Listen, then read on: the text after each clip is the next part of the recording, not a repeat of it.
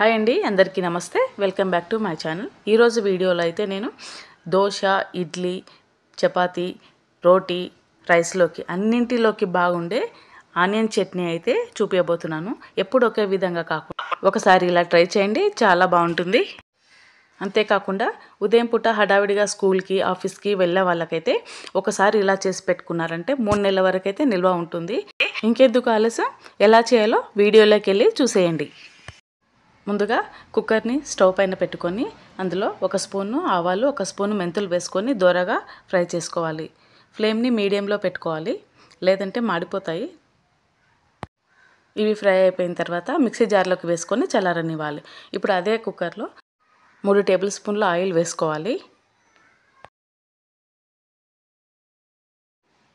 Oil వేడెక్కిన తర్వాత సన్నగా కట్ చేసుకున్న 1/2 కిలో ఉల్లిపాయలని వేసుకోవాలి.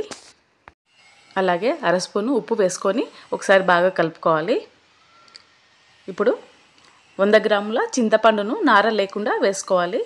1/2 కిలో ఉల్లిపాయలకి 100 గ్రాముల చింతపండు కరెక్ట్గా సరిపోతుంది. దీన్ని అంతా ఒకసారి కలుపుకొని కుక్కర్ మూత పెట్టేసి 1 విజిల్ వచ్చే వరకు ఉడికించుకోవాలి.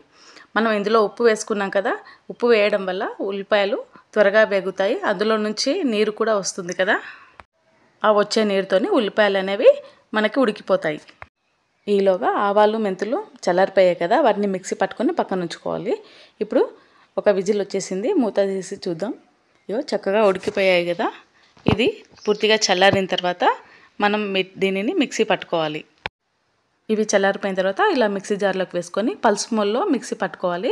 ఇలా మిక్సీ పట్టుకున్న తర్వాత ఇందులో 3 స్పూన్ల కారం వేసుకోవాలి. అలాగే 1.5 స్పూను ఉప్పు వేసుకోవాలి. ఉప్పు చూసి వేసుకోవాలి. మనం ఆనియన్స్ ఉడికించుకుంటప్పుడు ఆల్రెడీ వేసుకున్నాం కదా, ఇప్పుడు చూసి వేసుకోవాలి. ఇప్పుడు 1 పెద్ద వెల్లుల్లిపాయ గడ్డను ఇలా పొట్టు తీసి వేసుకోవాలి. దీనిని మళ్ళీ పల్స్ మోడ్లోనే మిక్సీ పట్టుకోవాలి. ఇలా మిక్సీ పట్టుకున్న తర్వాత ఇప్పుడు తాలింపు వేసుకోవాలి. స్టవ్ పైన కడాయి పెట్టుకొని అందులో 3 టేబుల్ స్పూన్ల ఆయిల్ వేసుకోవాలి. ఆవాలు, జీలకర్ర వేసుకోవాలి. ఇవి వేగిన తర్వాత ఎండుమిరపకాయలు వేసుకోవాలి. అలాగే కొద్దిగా ఇంగువ కూడా వేసుకొని కరివేపాకు వేసుకోవాలి.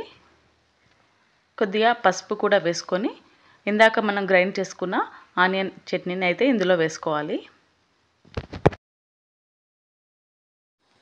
ఇప్పుడు ఇందాక గ్రైండ్ చేసి పెట్టుకున్న ఆవాల మెంతుల పొడి కూడా వేసుకొని ఇదంతా కలిసే విధంగా కలుపుకొని 5 నిమిషాల వరకు అయితే ఈ పచ్చడిని ఇలాగే ఫ్రై చేసుకోవాలి.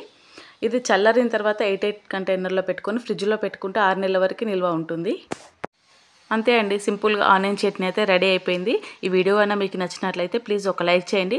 నా ఛానల్ కన్నా ఫస్ట్ టైం చూస్తున్నట్టయితే అలాగే సబ్స్క్రైబ్ కూడా చేసుకొని మీ ఫ్రెండ్ అండ్ ఫ్యామిలీ రిలేషన్కి షేర్ చేయండి. అలాగే ఒకసారి పచ్చడిని ట్రై చేసి అది ఎలా వచ్చిందో కామెంట్ చేయడం అయితే మర్చిపోవద్దు.